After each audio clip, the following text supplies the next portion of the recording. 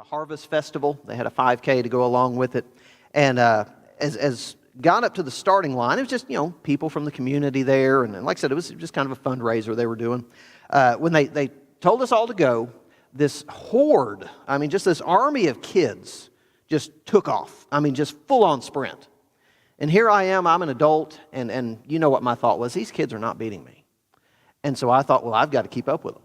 And so I just opened it up too, and I started sprinting. And I don't mind telling you, I started, cutting them down one by one, started chasing them down. Then all of a sudden I started to realize something. About 100, 200 yards in, they were starting to stop. They're putting their hands on their hips, starting to breathe real heavy. And all those kids, I think, went into that race thinking they could full-on sprint for 3 miles. And nobody can do that. And so I showed them. Here I'm a grown-up. I showed them they couldn't do that. And now here I realize, oh my goodness, I still got to run the rest of this race. And I'm kind of winded now too, because I opened up in a full-on sprint to try to show these kids, that they couldn't beat me. And I think about that and think about those kids especially and what they were doing. It reminds me or makes me think of what we're coming to tonight in this passage. So I apologize. I don't know why my title slide, why I got that messed up like that. But you can read it. It says the Table of Nations. We're in one of the genealogies of the Bible. Somebody has said that genealogies are where Bible reading plans go to die. Genealogies are basically family trees that we come to in the Scriptures. And this one in Genesis 10 tonight is probably the very first one. Now Genesis 5, if you've been here, I know Pastor Chris several weeks ago did Genesis 5. It's probably the very first genealogy, but compared to some of the others, it's kind of straightforward. It's just 10 names, just goes the 10 names from Adam down to Noah. Compared to some of the others, it's not terribly deep in terms of all the names and things that are mentioned in it. This is kind of really the first one that could really kind of weigh you down. And so, like I said, it makes me think about those kids. They started off thinking they were just going to blast through that race, and the first time it got tough, they were beat. Probably been a lot of people, they started with the book of Genesis and got all excited, and they get to Genesis 10, and all of a sudden they start to ask themselves, what are they doing? What are they doing here, and are they really wanting to stick with this? Well, Genesis 10, compared to some other genealogies, you have the genealogies of Christ, you have them of the nation of Israel, things like that. This particular genealogy does not attempt to give a history of a person, of a family, a tribe, or even a nation. The Genesis 10 account is an attempt to give an account, a genealogy of all mankind, of the entire planet. And so I want to jump into it tonight. I'm going to open with verse 1 and then verse 32, the beginning and the end of this chapter and what it says. Now these are the records of the generations of the sons of Noah, Shem, Ham, and Japheth.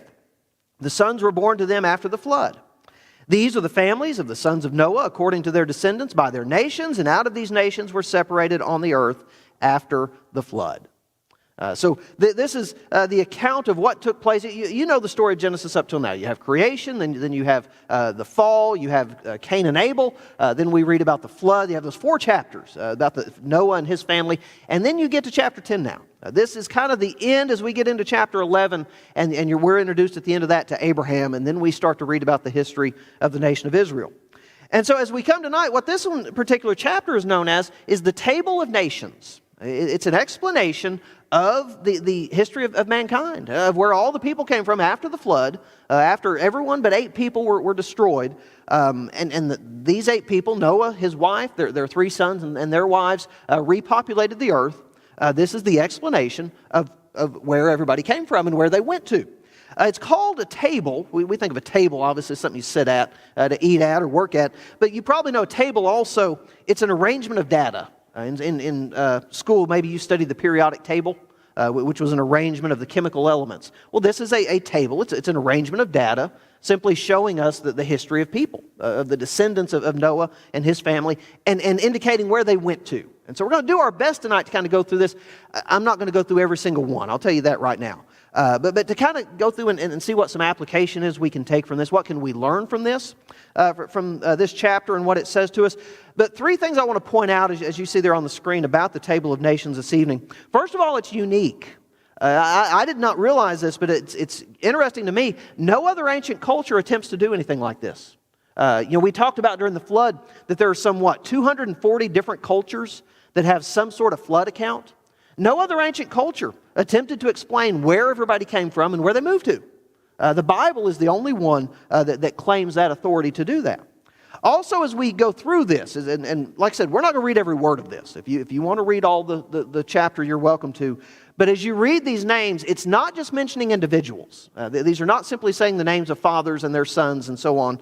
In some instances, it can be talking about groups. It can be talking about an entire nation, entire people group that has moved to a particular area. But it's not just individuals. And then don't lose sight of this. There are 70 names that are mentioned. Now, this is not an exhaustive list. This is not listing just every one of obviously we know the 3 sons, but it's not listing every single one of their children, their grandchildren. It's not exhaustive in that way. The goal of this is not to be exhaustive, but rather to be complete. Think about the number 70, and then again, go back to the story of the flood. You think about the number 7 in the Bible, it speaks to completion, the 7 days in that first week of creation. You think about the number 10, it also speaks to creation. There's a famous list in the Bible that tells us how we're to live before God called what? The 10 Commandments. If you'll follow that, we'll pretty much cover everything that we need to. So the idea of 7 and 10 speaks to completeness. And Kenneth Matthews, who wrote a very good commentary on Genesis, he explains it this way. He says, the table indicates that God is the creator of all peoples. The multiple of 7 and 10 numerical figures indicating completeness and indicates that the whole of the world's families are under the eye of God. So in Moses writing and recording these 70 names of either individuals, groups, nations, whatever it may be, he's not trying to cover every single person. He's simply saying that this symbolizes completion. Every single person on earth can point back to this. Every single person on this is under the eye of God. Every single person has come from Noah, from his 3 sons, and from their wives. Every single one of us. There's completeness in that, in using that numerical number, the 7 and the 10. So go with me now to Genesis 10:2. And look at what it says to us about this first family, that of Japheth. It says, the sons of Japheth were Gomer, Magog, Madai, Javan, Tubal, Meshach, and Tiras. And then in verse 5, it concludes the genealogy of Japheth. It says, from these, the people of the coastlands of the nations were separated into their lands, everyone according to his language. We'll come back to that a little bit later. Now, that's more next week's study, but it does, I will kind of touch on it momentarily here. Obviously, at the time of Japheth, everybody spoke the same language, but as we all know, something happened so that, as the writer puts it here, at some point, everybody moved off according to their people group with their own language. Everyone according to his language, according to their families and to their nations. Now again, not to go through every single person, just very briefly want to touch on some things, because one of the things this does show us, and you've probably heard some of this before, this helps explain kind of where all the different peoples of the earth came from. If we believe everyone came from Noah and his wife and their 3 sons and their wives, I believe that. I hope you believe that. I've told you before, I take the Bible literally. I take the Genesis account literally in every way that we should. I think I do. And so if we believe that, then obviously these people had to start moving off at some point. Where did they go to? And history and the scriptures kind of show us sometimes and give us an idea of where these people kind of migrated to. So one of the sons, Javan, we believe that he is the father of what we know of as the ancient Greeks. That's where he kind of, or his family, his descendants would kind of migrate to, those individuals. Another individual, you may not be familiar with this person, but you might be familiar with some of the things surrounding them. Ashkenaz is a son that we read about here. What's the significance of Ashkenaz? And again, this shows us how history ties in together, and it shows us how history and the world, whether they want to admit it or not, often points back to God and to the Scripture. Historically, the part of Europe that's known as Germany, the kind of the Nordic countries, up the northern Germany, or northern Europe, that part of the world, historically, even back in ancient times, was known as Ashkenaz. And so it points back to this fact that historically, even people who didn't believe the Bible, that they allude to the fact that Ashkenaz, his descendants, migrated to that area, to Europe and up into that area. You may not be familiar with Ashkenaz. You might be familiar with some who have taken his name. If you've ever heard the term an Ashkenazi Jew, those are Jewish people. Obviously, the Jewish people trace their lineage back to the Holy Land. But you know throughout their history, they've been dispersed throughout the world in different places. And we know that Jews are very prevalent in Europe. History tells us that from the last century. We know how many were in Europe and Germany and other places. Those Jews who either of their own free will or being forced were relocated or transplanted to that part of Europe historically are known as Ashkenazi Jews. And pretty much every Jewish person we have in the U.S. today is probably of that ethnicity, an Ashkenazi Jew. Most of them did not come directly from the Holy Land here. Their ethnicity is Holy Land, but they probably came up through Europe and then came over here. So even history, whether they like to admit it or not, it points back to what the Bible's telling us, that these people spread out, that the families of Japheth spread to those parts of the world, and history says that. Tarshish is another one. I just think he's interesting because there are a couple of different uses of that term in the Bible. One is the city that Jonah fled to when he was running away from God was in Tarshish. And we don't know if this is a reference to him or not, but that was on the far western edges of civilization in Spain.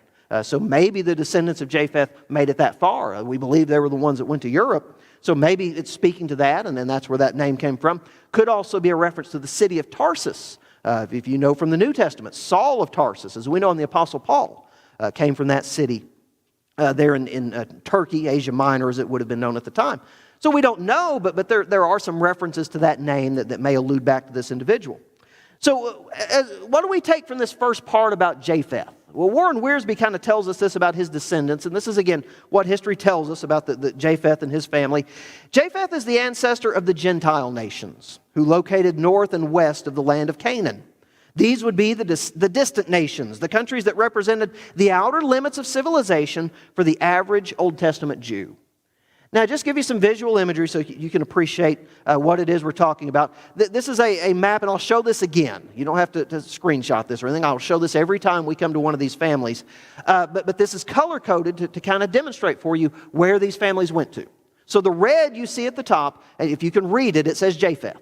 The descendants of Japheth are traditionally believed to have headed either north or west of the Holy Land. If you can see it, what we know of as the Holy Land is that red box, kind of the middle part of the image, but about 3/4 of the way up there in the center. And so you see where the red is heading over back to the east, up to the north, and then over to the west toward Europe. Traditionally in history, and historically, the descendants of Japheth are believed to be those that went to those red areas and spread out in that way. And so when we talk about the Greeks, when we talk about Northern Europe, possibly Spain, you look back at those other areas that we see going on over into other parts of the world. Historically and traditionally, it's believed that that's where the descendants of Japheth would have gone. Now, one interesting thing I want to point out before I get to kind of the point here in this first part of chapter 10 is this. Look at the next chart because it shows us how much of this chapter is dedicated to each one of the sons of Noah. We see that Japheth's descendants are mentioned in only 4 verses. It takes 4 verses to get through all of his family. Is that because his family's so small? No. I'll explain in a minute here what the significance of this is. Ham's descendants, on the other hand, get 15 verses. And then Shem, the last one we're going to look at, his family, his descendants get 11 verses in Genesis 10. Then they get another, 23 in the next chapter. Why is that? Well, remember, Moses is writing to who? He's writing to the descendants of Abraham. He's writing to the Hebrew people, the nation of Israel. So what's going to be the most relevant to them? The descendants of Shem. That's who they're descendants of. So he's writing to them about them and about their history, but who are the people they would have had the most contact with outside the descendants of Shem? It would have been the descendants of Ham. As we'll look at here in a moment, the descendants of Ham make up a lot of the enemies, a lot of the quote-unquote bad guys we read about in the Old Testament that were constantly fighting with the Israelites. Those were the descendants of Ham. But then you think about Japheth, and again, what did Wiersbe say earlier? He said these were the people that went to the far reaches of the known world. Really, in reality, the people of Japheth, the descendants of Japheth, would not have probably associated much with the descendants of Shem over history, the nation of Israel. They wouldn't have had much contact with them. There wasn't much reason for Moses to go in and elaborate on the descendants of Japheth. Now, it's important to us for this reason. Most of us in here tonight, maybe all of us, are probably the descendants of Japheth. Every single one of us, you might have some Jewish ethnicity in you. You might have some from some other part of the world. Most of us probably, you look like you're like me, you're kind of European stock. So we're the descendants of Japheth. Does that mean we're not as important? Our ancestors only got 4 verses in this passage? Not at all. The first point I want to make for you tonight is this. The gospel is for all people. I think that's what we can take from these first 4 verses. Even with the descendants of Japheth, who really don't factor into the Old Testament a lot. Even with those descendants, we see that the gospel is for all people. You and I, we're descendants, like I said. We're what is called the Gentiles, so to speak. That's who we are. But Acts 1:8 says this. Remember what the command is that Jesus gives to his apostles. You shall be my witnesses both in Jerusalem and in all Judea and Samaria and as far as the remotest part of the earth. So the command that was given to those individuals there in Jerusalem, as Jesus prepared to leave, you stay close to home, then you start to spread out, but eventually you go into all the world. And so you and I can be thankful for that tonight. I remember hearing someone say years ago, if you're a believer, it's because at some point somebody was a missionary. Somebody took the gospel to you or to someone you know, and ultimately it came to you. And so you and I, even though we may look at this and others can look at this and say, it may not apply to me, we know that the gospel, the message of what God was doing, it applies for everyone. Every single one of us can benefit from the story of the gospel. You think about Romans chapter 10 and what Paul says to us there. Again, you and I can appreciate this as Gentiles, so to speak. He says there is no distinction between the Jew and the Greek. And understand, Greek here, I don't think he's talking ethnically. He's talking about those who come from kind of a Greek influence, the Hellenistic culture of the time. He said there's no difference between the Jews or anybody else. They are the same. For the same Lord is Lord of all, abounding in riches for all who call upon him. For everyone who calls on the name of the Lord will be saved. So you may find some other truths, some other application from those first 4 verses that we looked at. But like I said, one thing I think we can draw from it is the gospel is for all people. You and I and every single person on the planet can be thankful for that. Now, as we move on, we come to the sons of Ham. Genesis 10, 6 and 20. Not all the verses in between, but 6 and 20. Look at what they say to us. The sons of Ham were Cush, Mitzrayim, Put, and Canaan. These were the sons of Ham according to their families, according to their languages, by their lands, and by their nations. Now, we'll want to spend most of the time in this section on Canaan. That's a name that comes up a lot in the Old Testament. But look at these others with me very briefly. Cush, one of his sons, we believe those are the individuals who migrated ultimately down below Egypt.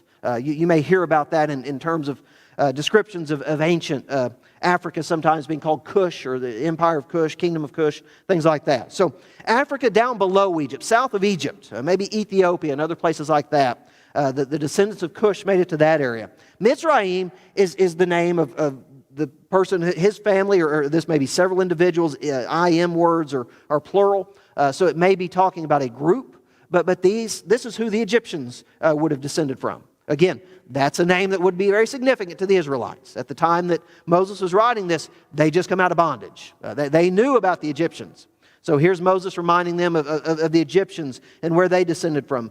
Put, from Libya, possibly Somalia, would maybe be where the descendants came from there. But then you have Canaan, and then we'll talk about that a little bit more. But again, go back to that map. So you don't have to just hold this in your mind. You can see it. All the green is what we're talking about now. This would be kind of historically where it's believed the descendants of Ham would have migrated to. So you see them there going into Egypt and then on down, on over Libya. And you look at the very southern corner of the Arabian Peninsula. You see them there kind of in that boot hill. And you see again that red box. That's the Holy Land. Remember, where are the Israelites going back to? They're going back to the land of Canaan to conquer it, to conquer that promised land. So that's where the Canaanites would have been. Within that box is where they would have settled and where they would have lived. Now, one of the interesting entries that's put in here in this middle part of the chapter, in Genesis 10, 8, and 9, we're told about an individual. I don't know if you've ever used this term, but it's certainly not flattering. Now, Cush fathered Nimrod. I don't know if you've ever called anybody that had been called that, but it's certainly not a compliment. But he fathered Nimrod. He became a mighty one of the earth. He was a mighty hunter before the Lord. Therefore, it is said, like Nimrod, a mighty hunter before the Lord. We don't understand exactly why the significance of all these terms or names would have been mentioned. We kind of think with this one, some of the things Nimrod did, or some of the places he founded, would have been significant to the nation of Israel. And they would have known about these going forward as well. But we're told of Nimrod, he was a mighty hunter. Maybe a better way to describe that, an aggressive warrior. Whereas the descendants of Japheth, they probably got on boats and kind of sailed to some of these other parts of the world. Nimrod, he traveled, or he expanded his power through force. He went out and he fought. He conquered these other places that he came to. But one of the other things Nimrod is known for, he's known as a city builder. He in a couple of cities he built that you will hear about throughout the Bible and history, Babylon and Nineveh. Names that would have been significant already at that time, but would also be significant to Israelites in the future. And don't lose sight of this. There's already been another individual in the Bible who's been called a city builder. Who was that? Cain. Remember, Cain, we're told, went out and built a city. Being compared to Cain early on probably wasn't very good. And so Nimrod, I don't think we should take him as this honorable person or someone we should aspire to be like. But it's mentioned here. As we're talking about the Canaanites and talking about some of these people, we start to see that wickedness, that rebellion, this nature of these people who would be the enemies of God and be the enemies of God's people.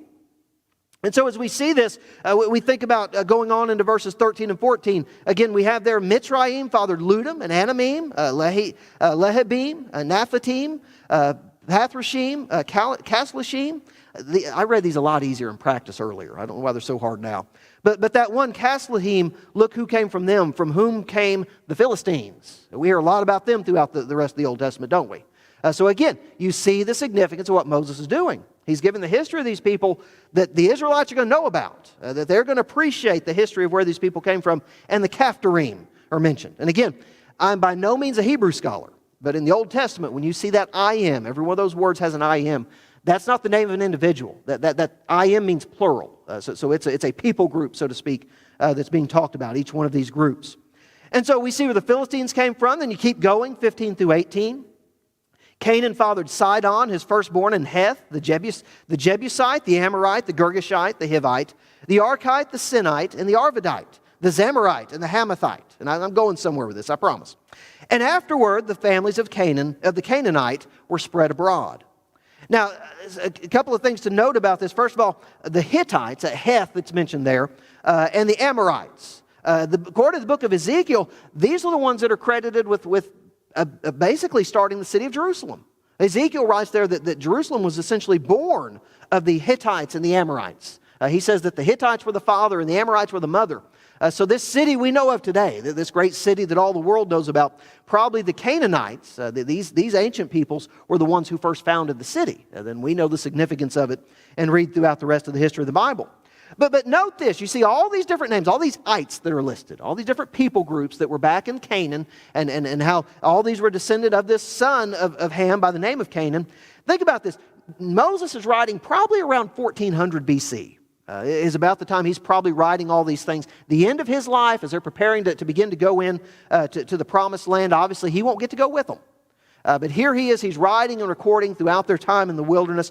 So probably 1400, sometime around there when he's writing. Note this, you go all the way to the end of Joshua.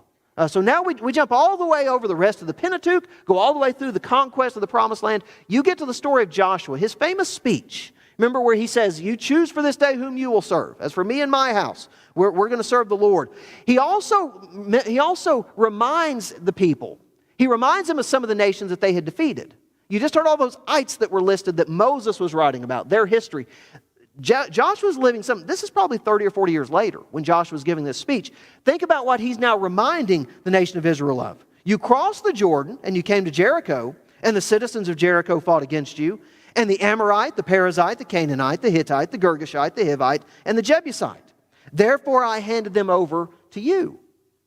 So Joshua's kind of on the other end. Here's Moses before they go in the promised land, and he's describing some of the people they're going to be able to expect when they get in there. And then just a few decades later, here's Joshua, and he's telling them, hey, God gave them all into our hands. Every single one of those we defeated. But again, we see the significance and the relevance for why Moses would record these people so that the Israelites would know them. And then it kind of concludes this portion by saying in verse 19, the territory of the Canaanite extended from Sidon going toward Gerar. As far as, and take note of some of these names. Some we hear about now, some we've all known for a long time. As far as Gaza, we hear about that. That's in the news still quite a bit today, isn't it? And going towards Sodom and Gomorrah. So even just a few years before the events of what would take place, what would take place in that account, just a few chapters later in Genesis, here we see it recorded, the founding of these cities and the people who would go there. Admah and Zeboyim as far as Lasha. Now one thing you've maybe noticed about this, a lot is given to the descendants of Ham, a lot in particular, a lot of attention is given to the descendants of Canaan. Why? Because of their significance. It's the most significant entry of the other families, of the families outside of Shem. You look at the sheer number of the names and the specific descriptions. It doesn't just give names, it gives their borders. It says where they lived as far away as they lived up to this point. What's the significance of that? Well, again, Moses is writing to the Hebrew children before they go in the promised land. He's telling them, he's informing them, this is what you can expect. This is who's going to be there. This is how far their land, how far their property, their territory goes. This means a lot to the nation of Israel because they're about to go conquer it. So you can see and appreciate, even in the midst of a genealogy, you can appreciate why this was being recorded, why it was being written, why God inspired Moses to write it, why we still have it today, why we can look at it. But it would have meant a lot to the nation of Israel as they're reading it here at the beginning. And again, we can appreciate what Joshua says at the end. Moses writes about them going in, and Joshua picks up at the end of it and says, yeah, God gave us every bit of it, didn't He? He was faithful to us and allowed us to do that. So again, you think about that first part with the Japheth, just 4 verses that are given to describe the descendants of Japheth. A lot larger portion of the chapter goes to describe Ham. What does that tell us? Well, why is so much given here? I think one of the lessons we can take from it is God, while He's for everybody, while the gospel is for everybody, God remembers His enemies. God doesn't forget those who rebel against Him, those who are hostile to His people. Again, one of the promises that God gives to the Israelites before they begin the conquest of the promised land, He says, "For the Lord your God is the one who is going with you to fight for you against your enemies to save you." So they have that promise before they even go in, that God is going to be with them and to fight for them. And then I don't think it's coincidence. You go all the way to the end of the Bible, in the book of Revelation, and that's a whole other ball of wax to look at some other time. But when you get to Revelation, and it talks about rebellion, it talks about the evil societies and peoples of the world, one of the things that we come back to is the idea of the city of Babylon. And we debate what that means. Is that talking about a particular government? What's the significance of that? But again, think about this. That's one of the cities that Nimrod built, here back in Genesis 10. What does Revelation 16:19 say to us? The great city was split into 3 parts, and the cities of the nations fell. Babylon the Great was remembered in the sight of God. Again, what's the lesson when we see the reminder of the Canaanites and all these enemies of God? God remembers His enemies. He does not forget about them. Babylon the Great was remembered in the sight of God to give her the cup of the wine of His fierce wrath. So we need to be appreciative of that we're on the right side. If we belong to the Lord, we are not His enemy. God is not going to forget those who rebel against Him. Christian, God is not going to forget those who are hostile to you because of your faith. He's not going to forget those who mistreat you. It doesn't mean He's going to handle it in your time and in the fashion you'd like. But God does not forget His enemies. And I don't think it's an accident that so much of this chapter is dedicated to the enemies of God. Again, I think there's a relevance to the people of Israel, but I think there's also a reminder to us, God knows who His enemies are. You and I don't have to worry about that. Nobody can take down God. God knows and sees everything that goes on, and we can appreciate that God remembers His enemies.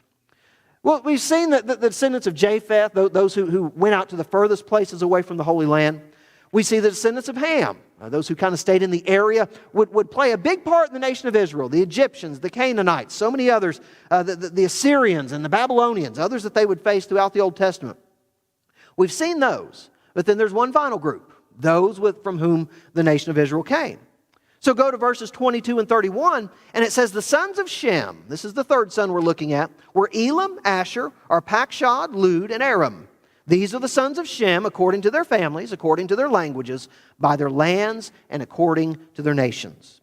Now, it lists 5 sons of Japheth that are given here, but the focus is on the line of Aram, of one son in particular, because that's the line that Abraham and eventually Israel will come through. Again, you see the map, the yellow now, tan, whatever that appears to you. That is the section we're talking about now, the Shemites. That's where they are kind of known as today. And again, Abraham came from another area, was promised the land of Canaan, this promised land that he got up and went to. But the individuals we're looking at now, they went to kind of that yellow area. That's where history says they would be today. In verse 22, we're told about Elam. And he would have gone to what we know of today as Persia. And that goes on modern day. Now that would be Iran, but kind of in that area. But ancient Persia is where Elam, one of the sons, and his descendants would have settled. Uz, another one, he would have been one of the grandchildren or great-grandchildren who would come along from Shem. He's kind of significant because we believe he probably settled in again, that area of Arabia. But you hear the land of Uz, or Uz, however you want to pronounce it. You hear that a little bit later in the Old Testament. We're told that a man by the name of Job, he lived in the land of Uz, land of Uz. So that means that's probably where he came from. And that gives us some insight, possibly, into who Job was. We really don't know a lot about him. But that gives us maybe a little bit of insight into who Job was, his ethnicity, where he would have come from. But modern-day Arabia, Saudi Arabia in that area, would have probably come from this particular line of one of the sons of Shem. Arpachshad, and again, this is kind of where the line is significant. He gives birth to a son, or a descendant of his, is named Eber. Now, what's the significance of Eber? We don't know this for sure, but when we talk about the term Hebrew or Hebrews, it might be from his name. That may be where that comes from. We don't know for sure, though, but that may be the significance of it. But Eber is going to be the father of a couple of boys that are mentioned as well here. And in verse 25, we're told that 2 sons were born to Eber. The name of the one was Peleg, for in his days the earth was divided. We already talked about it earlier in verse 5, the people spread out based on their languages. Now here we are later on, 25, we're told that in his days, the days of Peleg, the earth was divided. And he had a brother by the name of Joktan. Now what did it mean that the earth was divided? We don't know for sure. It could have meant that there was some earthquake, some terrible natural disaster or catastrophe that took place. It could have been describing political division.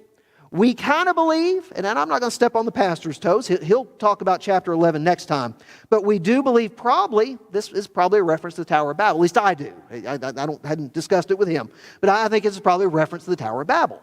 It's saying that in the days of Peleg, that's when all of that would take place later on happened. Remember, when Genesis was written, they didn't put it in chapters. It was just written. Later on, it was broken up into the chapters for our sake.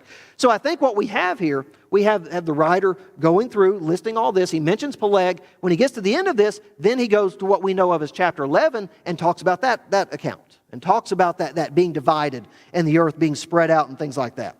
Again, look at Genesis 11:9. It says, therefore it was named Babel, because there the Lord confused the language of all the earth. And from there the Lord did what? He scattered them abroad over the face of all the earth. And so what I think Peleg is being referenced here in chapter 10. It was during his time when the events of chapter 11 took place. And now, as much as we possibly can, again, I try to be kind of, take the dates. I'm kind of a young earth guy. I don't think that in the millions of years by any means. Think just a few thousand years, the age of the earth. This is not something that, a hill to die on. But if you wanted it to try to pinpoint, maybe try to pin down a date. Let's just for a moment, let's just play that for a second. Let's try to pin down a date. When would these things have happened? Peleg, it says that in his days is when the earth was divided. Well, if you take the ages that are given earlier on, Genesis chapter 5, take those ages, and some have done this, then you can almost pinpoint the date of the flood to 2348 BC. Again, not a hill I'm going to die on, but if you take those ages, that's the number you get to, 2348 BC. Now, if you take the numbers in chapter 11 to talk about Peleg, we're told he was born 101 years after the flood, which would put his birth somewhere around 2250 BC. And so it said that in his days, so for the sake of discussion, let's just kind of cut it in half. Peleg lived to be 239, so let's say just right around that 120-year point. If you go with that, then what you can kind of get to is the Tower of Babel probably occurred somewhere around 2130 BC. If you wanted a date for it, that's probably when those events would have occurred, 2130 BC. But, for that sake, if you want that, but that's when the story may have taken place based on the numbers, based on the ages that were given. Now, you keep going, and we see we're told about Joktan. He's the father of the Arabic people. We know that there were others from this family who went there. And we're told one of his descendants, one of his sons, as a matter of fact, was named Jobab, or Jobab, something like that. We don't know for certain. This might be a reference to Job. We're not for certain on that. But again, we know where Job lived in that area. And he would have been around this age. He was a contemporary, very likely, of Abraham. And so this may very well be, again, a reference to Job. And which I think would be neat, because like I said, we don't know a lot about him. We believe he lived about as far back, or the book is about as old as any of the books that are written. And he was there at the time of the patriarchs. So this may very well be a reference to Job that we have here in verse 29 as a descendant of Joktan. So not in the line of Abraham, but just off of that. Back with this earlier, where you have Peleg and where you have Joktan. You have that split, and that's where Job comes from. Abraham will come through the line of Peleg some years later. So what is, as we draw to a close, what is it that we can take from this last part about the descendants of Japheth, God is sovereign and He has a plan for all humanity. Again, I'm sorry, with Shem. With Japheth, we see those that move off, but the gospel's still relevant to them. God sent His Son for every single person. With the descendants of Ham, you see that this produced a lot of the enemies, a lot of the thorns, so to speak, for the people of God. And we see that God would remember them. But God also had a plan. He was going to do something ultimately through the descendants of Shem, through one particular line, through Abraham, through Isaac, through Jacob, through the 12 tribes. Ultimately, we know that the Messiah would come through that. We know the Bible was preserved through the nation of Israel, through those people, the descendants of Abraham. We see that God would accomplish all of these things. He would protect and He would be with all of these individuals because God has a plan for all of humanity.